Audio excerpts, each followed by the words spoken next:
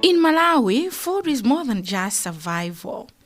It is the culture, health, and the strength of our economy. Yet, many people still don't realize the value of our own root and tuber crops such as cassava, potatoes, and sweet potatoes.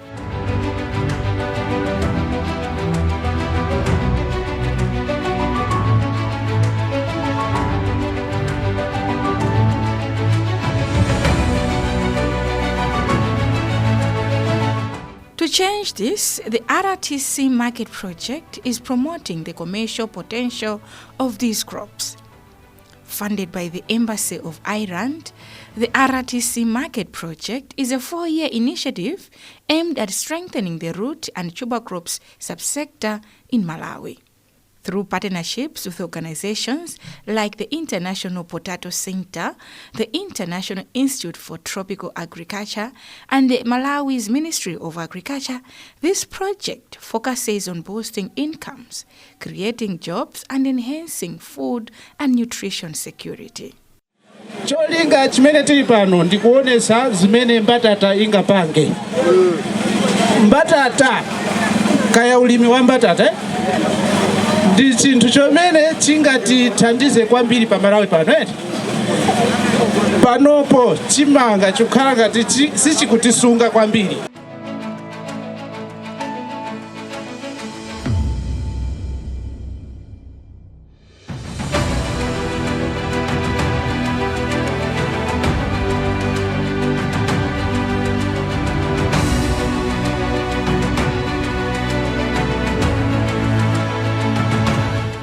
Recently, the project held an urban market campaign at Waka Waka and Nsungwi markets in Lilongwe.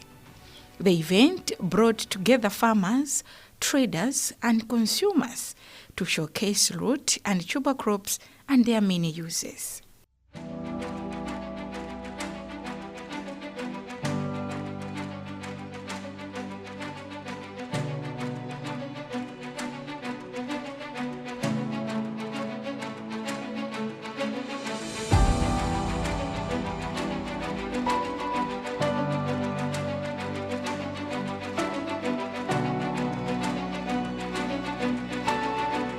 To further amplify the messages, comedians Chindime and Pungwaku entertained crowds with exciting comedy, blending humor and awareness to drive home the importance of root and tuber crops. Through laughter, they made nutrition and farming topics fun and engaging for everyone.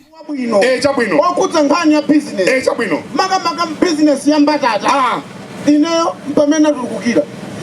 Tukukira ndaicho. Kimanyala pangono pangono. Ndipo chinenezo na ina afeta kulia pa business vano. Koma inu mmene mudanguti mwamba mbatata yakachere.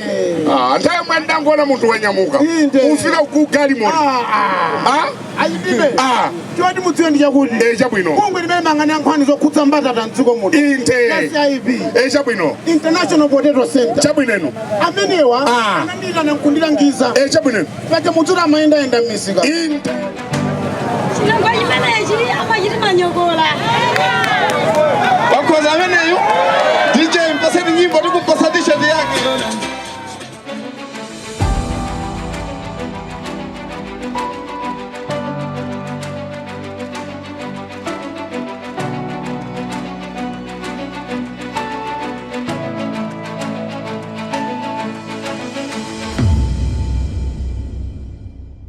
But how beneficial are these crops in terms of nutritional value and income generation to families? Mary Kaunda is a potato vendor at Waka Waka Market and she explains. Business imeneyi yagulitsako kwa zaka 5 koma business yatipindulira kwambiri kuchokera pamene tinali yatisintha kachewere timagwiritsa chilo chipisi kaya kubaditsa kudya kumene ngati nsima nomemeke ndiyopindutsa chifukwa chonena kuti nthawi zambiri mvula imabwera yochepa ndiye mvula ikabwera yochepa mbatatesi imayeserako kuchita bwino ndi Malawi tinesola kungodalira nsima panopa tisinthe tisamangodalira nsima yokayoka kachewere ndi chokudya cholimbitsa thupi chimodzimodzi amene wadya nsima. At LlONGWE Market, Chimwemwe, the market chairperson, also praises the initiative. Ngapimene kuti pindulira kwambiri chifukwa kuti timasweka zinthu ngati zimenezi kugwiritsa kale ntchito zinthu zakalekale mulimi wakalekale koma kuona kuti ulimi uwu ukuzothandizira kwambiri ngati amene timapanga business pano pasonga. Basi ndi zinthu zoti zatsopano limene tikuonera amene zikufotokozeredwa zoona kuti zikozotipindulira kwambiri ngati mavenda enanso amene timakonda kulima. Ulimi umene ukutithandizira kumene zinthu zipezeka pafupi.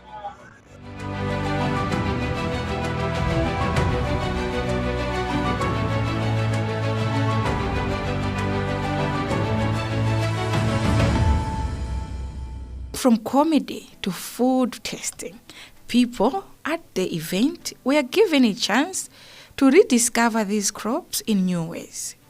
Sweet potatoes are rich in vitamin A.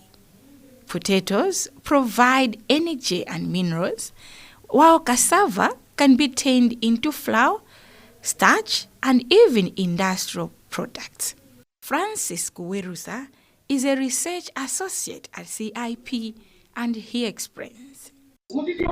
For this, we are trying to raise awareness on the utilization of root and tuber crops, mainly cassava, sweet potato, and potato. These crops, they have an advantage in the sense that you can produce them in different ecological zones.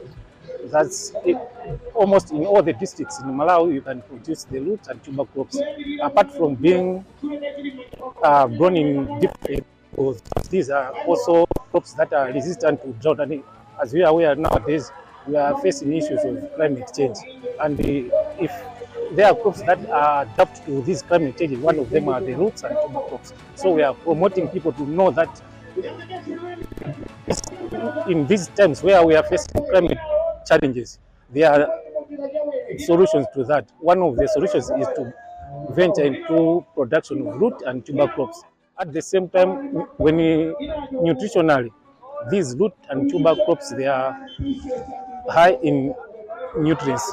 For example, if you talk of orange flaked sweet potatoes, these are potatoes that are rich in vitamin A, and these vitamin A's are good. They prevent they strengthen health of the eyes, skin, as well as they protect people from diseases.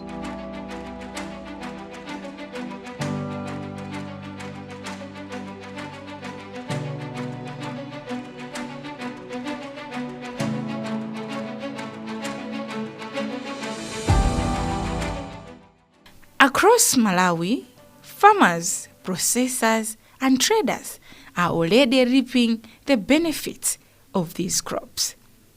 These crops are creating jobs, generating income, and supporting small and medium enterprises. Root and tuber crops are also climate resilient. They can withstand drought, require fewer inputs, and provide food security even in tough conditions. Sika Bwekwerepe is the country representative at IITA Malawi. We have a strong dependence on maize as a staple crop, but maize is extremely sensitive to water. So when there is a drought, maize will fail. So that's why for us, we have positioned cassava as a key staple, as a key crop that can actually help to diversify the maize-based system. So we want to diversify both on the production side, but also on the diet. It will enhance our food sovereignty as a country, so that when we are facing some big weather extremes, we'll still be able to say, yes, we do have food to feed ourselves.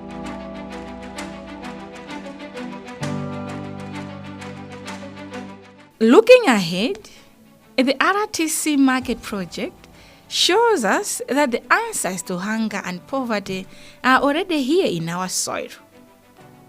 What Malawi needs now is to embrace and invest in these crops as a pathway to better health, more income, and a stronger nation. Mugati muone zinthu zabangida abazi zabangida kuchokera kumbanana mbalade nsikomanso chinangwa eti kusonyeza kuti anthu awawa kuti abange izizi amafuna ifeyo amene timalima kapena timagulitsa chinangwa nde ifeyo tili ndi kuthekerako kuti timakulumikizitsani ku misika ikuluikulu mosavuta. Zimatheka bwanji zimenezo? Timagwiritsa ntchito njira ziwiri. Njira yoyamba tili ndi application imene timayitchula kuti zaulimi app. Amene muli ndi mafoni opapasa kapena kuti ma smartphone, tapitani pa Google Play Store mukapange download zaulimi app. Kudzera mmenemo mudzatha kutsatsa malonda anu ambatata, mbatatesi kapena chinangwa ndi zaulere ndi zosalipira. Komanso tili ndi anthu amene amagwira ntchito kwesa amene application iyo akutigayira mwaulere.